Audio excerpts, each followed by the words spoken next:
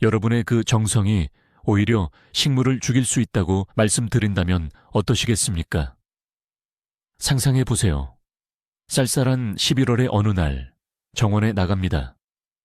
톱밥, 집 또는 나무 껍질이 가득 담긴 포대를 들고 있죠. 사랑하는 장미, 사과나무, 그리고 마늘밭까지 마치 아이를 따뜻한 이불 속에 눕히듯 꼼꼼하게 덮어주면 월동 준비는 끝났다고 생각합니다. 스스로 영웅처럼 느껴지실 겁니다. 하지만 사실 바로 그 순간 여러분은 식물들에게 사형 선고를 내리고 있을지도 모릅니다. 너무 극단적인 표현인가요? 아마도요. 하지만 매년 수많은 가드너들이 혹한이 아닌 바로 이 때늦은 애정 때문에 작물을 잃고 있습니다. 오늘 우리는 왜 11월의 멀칭, 물칭, 이 정원에게 러시안 룰렛과 같은지 이야기해 볼 겁니다. 그리고 가장 중요한 것, 반가쇠를 당기지 않는 법을 알려드리겠습니다. 끝까지 시청해 주세요. 쥐에 대한 놀라운 사실 하나가 여러분을 당장 텃밭으로 달려가게 만들 테니까요. 먼저 11월에 우리 정원에서 무슨 일이 벌어지고 있는지부터 파악해 봅시다. 우리에게 11월은 회색빛 하늘과 첫눈, 그리고 하루빨리 농사일이나 정원 일을 마무리하고 싶은 달입니다. 모든 할 일을 끝내고 문을 걸어 잠근 뒤 따뜻한 아파트로 돌아가 봄을 기다리고 싶죠. 이는 순전히 심리적인 문제입니다. 당장 흙 위에 멀칭을 두껍게 깔아주면 우리의 의무를 다했다고 생각하기 쉽습니다. 우리는 멀칭이 금진과 같다는 말을 귀가 따갑도록 들어왔습니다. 수분을 보존하고 잡초를 억제하며 토양 구조를 개선해 준다는 건 사실입니다. 물론 여름에는 말이죠. 하지만 11월은 명백한 과도기입니다. 식물들은 생물학적 스트레스 상태에 놓여 있습니다. 잠을 자기 위해 준비하는 단계죠. 수액의 흐름이 느려지고 뿌리는 더 이상 활발하게 수분을 흡수하지 않습니다. 땅이 식어가는 시점입니다. 가을과 겨울 사이에 이 미묘하고 연약한 균형의 순간에 우리는 우리 방식대로 개입하여 자연의 순환을 깨뜨리는 겁니다. 이 비극적인 상황을 이해하려면 우리는 겉옷이 없어 추위를 느끼는 사람의 입장이 아니라 휴식이 필요한 뿌리의 관점에서 생각해야 합니다. 가장 먼저 짚고 넘어가야 할, 그리고 의외로 잘 모르는 문제가 바로 이 보온병 효과입니다. 멀칭이 어떻게 작용하는지 생각해 봅시다. 많은 분들이 멀치가 땅을 든다고 생각하시는데 이건 오해입니다.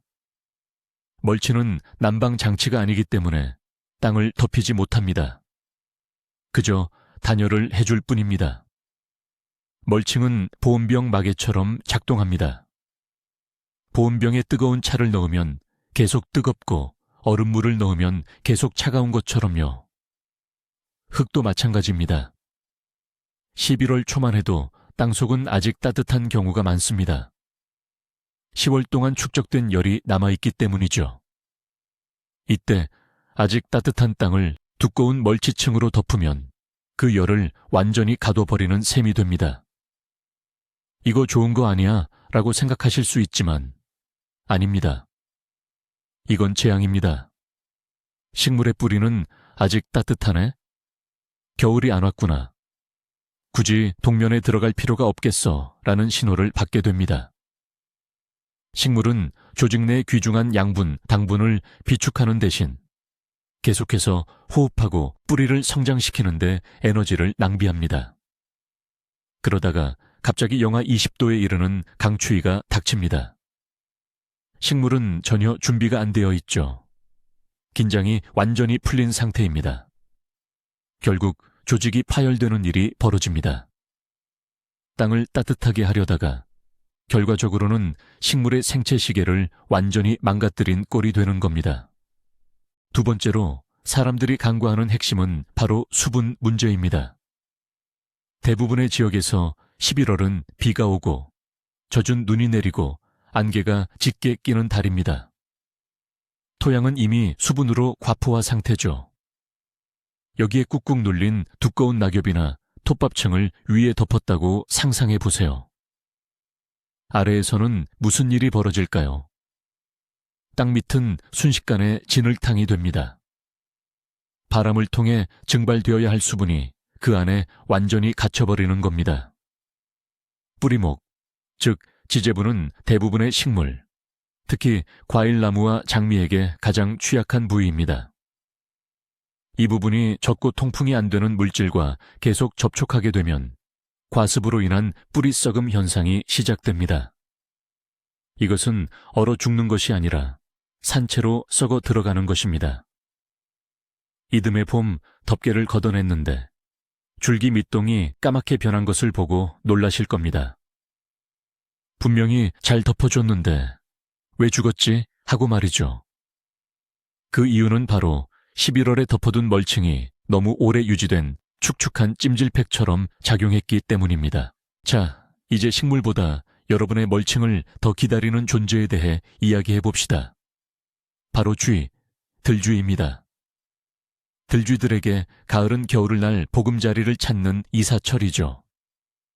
녀석들은 건조하고 따뜻하며 포식자로부터 안전한 곳을 필요로 합니다.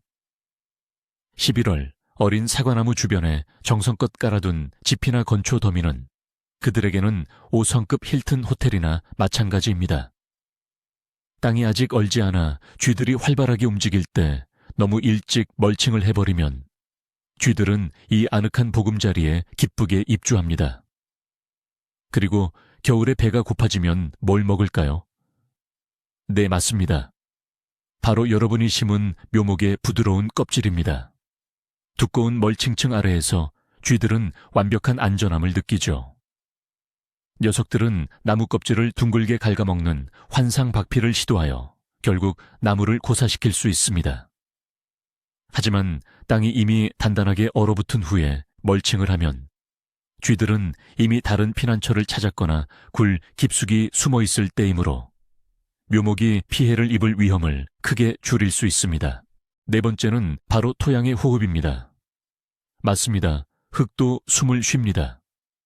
그 안에는 수십억 마리의 박테리아와 미생물들이 살고 있죠. 기온이 떨어지지만 영하로는 가지 않는 11월에도 이 미생물들은 여전히 활동합니다. 이들은 산소를 소비하고 이산화탄소를 배출하죠.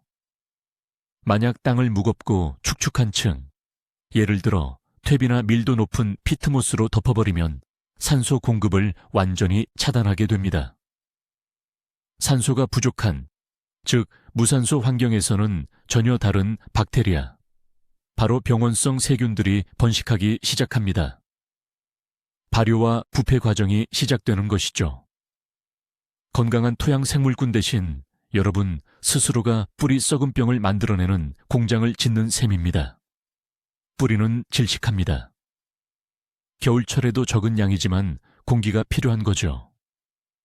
얼어붙은 11월의 덮개 멀칭과 만든 단단한 껍질은 식물 머리에 씌운 비닐봉지와 같습니다. 장미를 예로 들어 구체적으로 설명해 보겠습니다. 정원의 여왕이라고 불리는 장미는 손이 많이 가는 식물입니다. 많은 사람들이 혹시 얼어 죽을까봐 걱정하며 심지어 10월부터 서둘러 장미 뿌리 주변을 흙이나 2탄 피트모스로 덮어주곤 합니다. 하지만 장미는 생각보다 초기 추위에 매우 강한 식물입니다. 영하 5도, 심지어 영하 7도까지는 덥지 않고 첫 추위를 겪게 하는 것이 장미에게 이롭습니다. 이것을 흔히 자연적인 적응 혹은 내한성 강화라고 부릅니다. 이 과정에서 줄기 속 수액이 농축되고 전부는 설탕으로 바뀌는데 이 설탕이 마치 부동액처럼 작용합니다. 그런데 만약 외부 온도가 영상 5도인 11월 초에 미리 멀칭을 해버리면 덮개 아래의 온도는 영상 10도까지 올라가게 됩니다. 장미는 마치 봄이 다시 온 것처럼 착각하여 눈싹이 부풀어 오르는 일이 발생할 수 있습니다. 이 상태에서 갑자기 강한 한파가 닥치면 어떻게 될까요? 물이 가득 찬 채 부풀어 오른 눈은 순식간에 얼어 죽게 됩니다.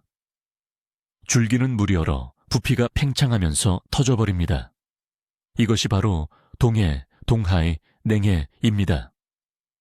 결국 장미를 죽인 것은 추위가 아니라 시기상조였던 여러분의 과도한 보살핌과 따뜻한 멀칭 이불이었던 것입니다. 가을에 심는 월동 마늘과 구글류, 튤립, 수선화, 백합 등은 조금 특별한 경우입니다. 우리는 흔히 이들을 심고 난 후 구근이 얼어 죽을까봐 걱정하여 바로 흙 위에 덮개, 멀치를 씌우는 경우가 많죠. 하지만 여기에도 우리가 흔히 빠지는 함정이 있습니다.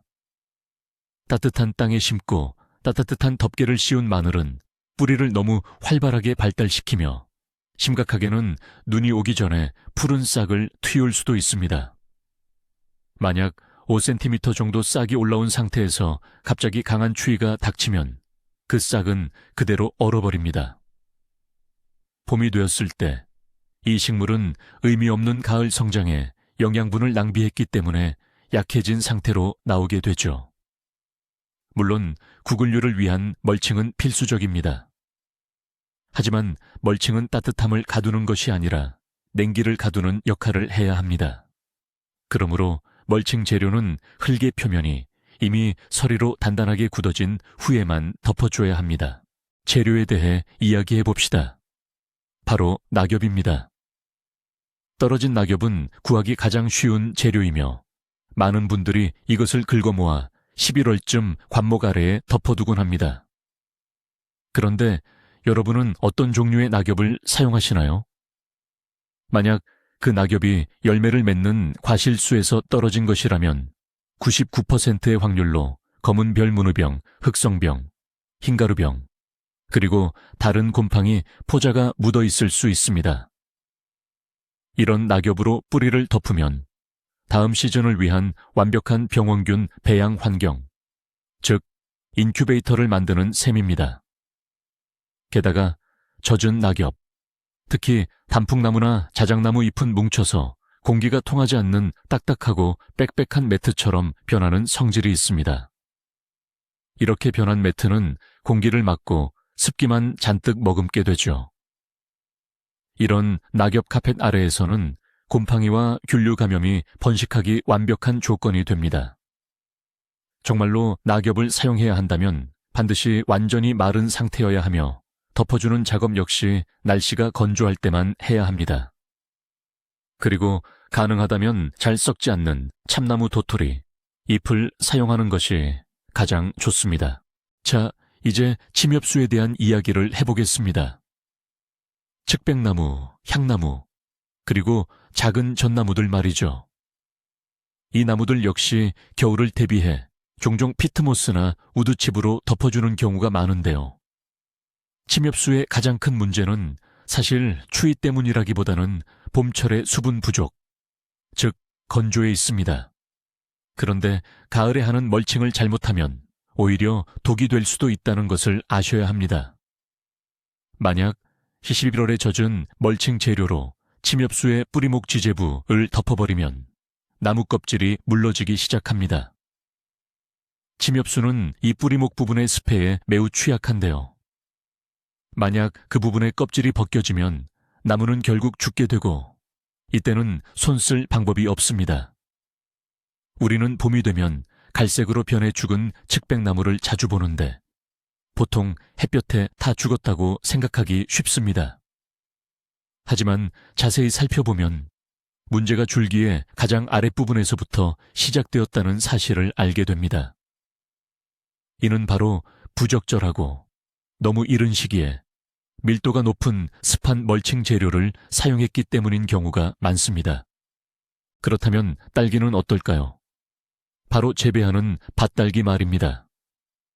많은 분들이 11월쯤 포기가 완전히 덮일 정도로 집지푸라기를 듬뿍 덮어줍니다. 하지만 여기에 치명적인 위험이 숨어 있습니다. 바로 생장점이 썩는 현상, 즉 크라운 부패입니다. 딸기는 상록성 식물이기 때문에 잎이 달린 채로 겨울을 납니다. 만약 이 잎이들이 너무 이른 시기에 멀칭 재료 밑에서 어둡고 습하며 따뜻한 환경에 노출되면 썩기 시작합니다. 이 부패는 생장점, 중심 생장눈으로 빠르게 번져 나갑니다. 그 결과 봄에 싹을 틔워야 할 포기들이 검고 생명력 없는 뭉텅이로 변해버립니다. 딸기에 멀칭이 필요한 이유는 눈을 가두어 본 효과를 얻기 위함입니다. 하지만 멀칭을 하는 시기는 이상하게 들릴지 모르지만 거의 눈 위에 덮거나 아니면 꽁꽁 얼어버린 땡땡한 땅 위에 깔아야 합니다. 그래야 식물이 이미 완벽한 휴면 상태에 들어가서 낮은 온도 덕분에 부패 과정 자체가 일어날 수 없게 됩니다. 10번째로 알아볼 것은 바로 톱밥입니다. 톱밥은 대중적이고 저렴하지만 사실은 아주 위험한 함정을 가진 재료입니다. 11월에 덮어둔 신선한 톱밥은 스펀지처럼 수분을 무섭게 흡수합니다. 가을비에 젖은 뒤 첫 강한 추위가 닥치면 곧바로 두꺼운 얼음 껍질이 되어버립니다. 이 얼음 덩어리가 식물의 줄기 밑동을 완전히 둘러싸게 되죠. 얼음의 열전도율은 굉장히 높습니다. 다시 말해 차가운 냉기를 아주 잘 전달한다는 뜻입니다. 결국 보온 대신 식물을 얼음 벽돌로 둘러싸는 셈이 되는데 이 얼음은 봄이 와도 매우 더디게 녹습니다. 그 결과 톱밥 밑의 땅은 봄이 되어도 해빙이 아주 느리게 진행됩니다. 나무의 윗부분은 햇볕에 데워져 이미 물을 달라고 신호를 보내는데 뿌리는 톱밥 아래 얼음 감옥에 갇혀 움직이지 못하는 상태가 됩니다. 최종 결과는 수분을 빨아들이지 못하는 생리적 가뭄 현상으로 이어져 가지들이 결국 말라 죽게 됩니다. 또 하나의 실수는 11월에 퇴비나 덜 썩은 거름으로 멀칭하는 것입니다. 겉보기에는 보온과 비료 공급이라는 일석이조의 효과를 얻는다고 생각하기 쉽습니다. 하지만 퇴비에 함유된 질소 성분은 추운 날씨에도 토양 활동을 과도하게 촉진하고 오히려 식물의 불필요한 성장을 유도할 수 있습니다. 게다가 퇴비는 식물에게 자극적인 환경입니다. 만약 신선하거나 덜 부숙된 퇴비가 어린 묘목이나 관목의 줄기에 직접 닿게 되면 나무 껍질에 화학적인 화상을 입힐 수 있습니다. 여기에 습기가 더해지면 이는 병원균이 침투하기 아주 쉬운 감염 통로가 됩니다. 그리고 땅강아지나 풍뎅이 유충, 즉 군뱅이 같은 해충도 잊으면 안 됩니다. 이 해충들의 유충은 따뜻한 퇴비 더미에서 겨울을 나는 것을 매우 좋아합니다. 결국 여러분은 아끼는 식물의 뿌리 바로 밑에 해충들이 월동할 수 있는 따뜻한 집을 친절하게 깔아주는 꼴이 되는 겁니다. 우리 텃밭의 지리적 특징에 대해 이야기해 봅시다. 만약 여러분의 땅이 물이 쉽게 고이는 저지대의 위치에 있다면 11월에 너무 일찍 멀칭을 해주는 건 식물을 물에 잠기게 해서 뿌리를 썩게 만드는 행위나 다름없습니다. 저지대는 찬 공기가 빠르게 정체될 뿐만 아니라 습도 또한 굉장히 높습니다. 이렇게 되면 멀칭 재료가 물을 가득 머금는 스펀지처럼 작용하게 될 거예요. 따라서 이런 지역에서는 수분 흡수력이 좋은 재료로 가을에 멀칭하는 것을 아예 포기하는 게 나을 수 있습니다. 대신 마른 흙으로 간단히 북돋아 주거나 아니면 수분은 머금지 않으면서 눈은 잘 잡아주는 침엽수 가지, 즉 라프닉을 사용하는 것을 고려해야 합니다. 라프닉은 11월에 정말 훌륭한 대안인데요.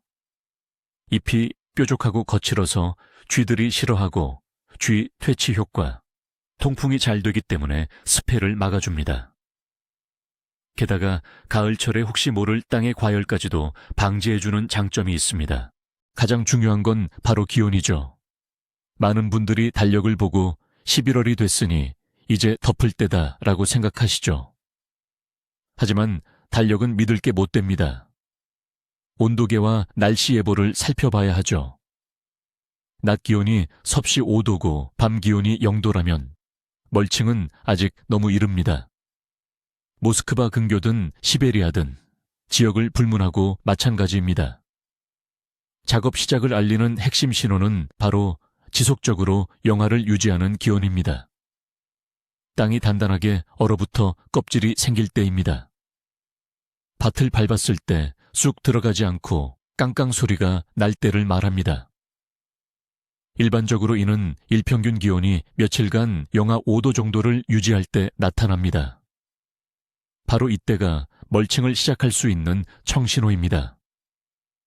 멀칭을 통해 적당한 수준의 냉기를 보존하면서 냉기가 너무 강해지는 것도 막고 반대로 따뜻한 기운이 다시 들어오는 것도 막는 효과를 얻게 됩니다. 그럼 다년생 식물들은 어떨까요?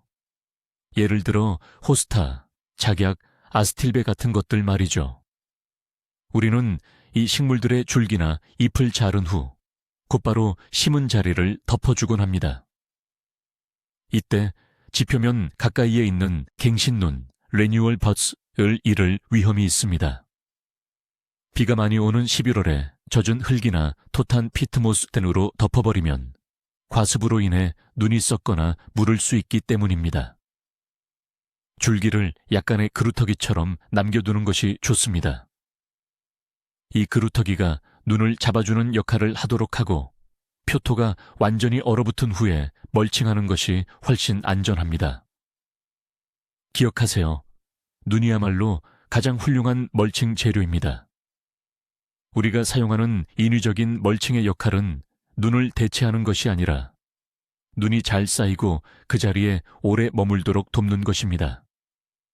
만약 짚을 산더미처럼 쌓았는데 바람이 그 위에서 눈을 모두 날려버린다면 사실상 아무 소용이 없습니다. 봄에 작물이 깨어나는 시기에 영향을 미치는 이 요소 역시 11월에 미리 염두에 두어야 합니다. 어두운 색멀치, 이탄, 부엽토, 검은 흙 등은 봄철 햇빛을 흡수해 땅을 빠르게 녹이는 역할을 합니다. 반면 밝은 색멀치, 집, 톱밥 등은 태양열을 반사하여 땅이 녹는 것을 지연시킵니다. 만약 11월의 따뜻한 환경을 좋아하는 작물 주변을 밝은 색짚으로 멀칭해 두면 봄이 되어도 그 아래 땅은 오랫동안 차가운 상태를 유지하게 됩니다. 어떤 작물에게는 이런 지연이 도움이 됩니다. 예를 들어 살구가 너무 일찍 개화하여 늦설이 피해를 입는 것을 막을 수 있죠. 하지만 포도나 장미 같은 작물에게는 토양 온난화가 늦어지는 것이 치명적일 수 있으며 이는 곧 생육기간 단축으로 이어집니다. 한 발 앞서 생각해 보세요. 봄에 당신이 원하는 효과는 과연 무엇입니까? 그럼 대안들을 한번 살펴볼까요? 땅이 얼어붙는 12월에 주말 농장이나 텃밭에 다시 올 수 없다면 어떻게 해야 할까요? 11월 초에 시즌을 마감하고 그 이후 방문이 어렵다면 말입니다. 사실 이런 경우는 흔합니다. 이럴 땐 반드시 건조하고 통기성이 좋은 자재만 사용해야 합니다. 예를 들어 마른 피트모스를 모래와 섞어서 사용하세요. 그리고 멀칭 덮개, 이 줄기에 직접 닿지 않도록 반드시 지지대나 틀을 이용해 덮개를 만들어주세요. 혹은 고밀도의 부직포를 여러 겹으로 접어 사용해도 좋습니다. 부직포는 공기와 수분은 통과시키면서도 급격한 온도 변화를 완화시켜주는 역할을 합니다. 이는 젖은 톱밥을 뿌리 위에 바로 쏟아붓는 것보다 훨씬 안전한 방법입니다. 타협점은 항상 찾을 수 있습니다. 핵심은 그 과정의 원리, 즉 물리적인 작용을 정확히 이해하는 것입니다. 이미 실수를 했다면 어떻게 해야 할까요? 이 영상을 보고 나서 어쩌지 일주일 전에 습기 찬 걸음으로 장미를 덮었는데 바깥 온도가 벌써 영상 7도잖아 라고 생각할 수도 있습니다. 절대 당황하지 마세요. 만약 가능하다면 바로 장미가 있는 곳으로 가서 줄기 주변에 덮었던 젖은 멀치들을 걷어내세요. 그리고 통풍이 잘 되도록 뿌리목 주변에 고리 모양의 틈을 만들어주세요. 덮었던 멀치가 마른 상태라면 그대로 두셔도 되지만 너무 두껍거나 단단하게 뭉쳐있지는 않은지 꼭 확인해야 합니다. 공기가 통하도록 뿌리를 다치지 않게 조심하면서 갈퀴나 포크로 멀치층을 살짝 찔러 구멍을 내주는 것도 방법입니다. 만약 현장에 갈 수 있는 상황이 아니라면 그저 최선을 바라야 합니다. 눈 없이 갑작스럽게 강한 추위가 닥친다면 그 멀치라도 어느 정도 도움이 될 수 있을 겁니다. 하지만 이번 일을 내년 준비를 위한 중요한 교훈으로 삼으셔야 합니다. 겨울철 식물 보호에 있어 또 다른 예상치 못한 복병은 바로 바람입니다. 특히 11월에는 강한 바람이 자주 불죠. 만약 여러분이 얇은 마른 잎이나 가벼운 피트모스 같은 것을 덮어놓고 그냥 떠나버린다면 눈이 오기도 전에 바람이 그 덮개를 이웃집 마당으로 모두 날려버릴 수 있습니다. 그렇게 되면 정작 추위가 닥쳤을 때 식물들은 아무런 보호도 받지 못한 채 그대로 노출됩니다. 따라서 멀칭 재료는 반드시 고정해야 합니다. 바로 이런 이유 때문에 잎이나 집 위에 전나무 가지나 산딸기 가지 혹은 잘라낸 꽃줄기 등을 올려두는 것입니다. 이것들이 닫치 앵커 역할을 해줍니다. 이 물리적인 고정의 중요성을 잊지 마십시오. 그렇지 않으면 하룻밤새 강한 바람에 여러분의 모든 노력이 수포로 돌아갈 수 있습니다. 멀칭 재료의 화학적 성분입니다. 많은 분들이 11월 즈음산에서 주워오는 침엽수 낙엽은 토양을 매우 심하게 산성화시킵니다. 만약 산성 환경을 싫어하는 클레마티스나 모란, 작약 같은 식물에 이것을 잔뜩 덮어준다면 보호는커녕 오히려 식물에 해를 끼치게 됩니다. 추위 때문이 아니라 화학적 성분 때문에 문제가 생기는 거죠. 낙엽송 껍질, 수피 역시 토양을 산성화시키며 반면 제가루는 토양을 알칼리화합니다. 가을철 작업이 바쁘다 보면 우리는 토양의 pH를 고려하지 않고 눈에 띄는 대로 재료를 사용하기 쉽습니다. 하지만 11월은 토양의 산도를 실험할 때가 아닙니다. 사용하려는 멀칭 재료가 해당 식물에 적합한지 확신이 서지 않는다면 차라리 중성 피트모스를 사용하거나 아니면 그냥 정원 흙으로만 덮어주는 것이 가장 좋습니다. 마지막으로 바로 해놓고 잊어버리는 심리적 함정에 대해서 말씀드리겠습니다. 멀칭은 최종 목표가 아닙니다. 하나의 과정이죠. 이상적인 멀칭은 반드시 단계별로 진행되어야 합니다. 첫 번째 단계는 가볍게 밑동 주변에 흙을 덮어주는 복토입니다. 두 번째 단계는 땅이 얼었을 때 본 레이어를 깔아주는 것이고요. 그리고 세 번째 단계는 겨울철에 눈을 덮어주는 것입니다. 물론 모든 분들이 텃밭이나 주말 농장에 상주할 수 있는 환경은 아니라는 것을 잘 알고 있습니다.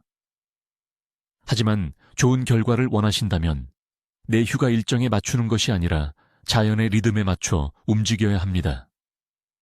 자연은 보살핌으로 포장된 무관심을 절대 용서하지 않습니다. 잘못된 멀칭으로 이미 잘 자리 잡은 성숙한 작물들을 썩게 만드는 것보다는 차라리 아예 멀칭을 하지 않는 편이 훨씬 낫습니다.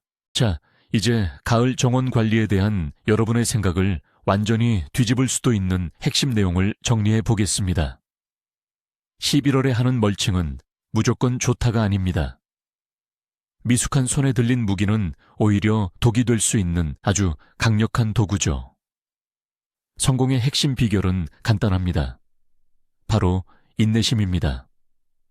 서리가 올 때까지 기다리세요.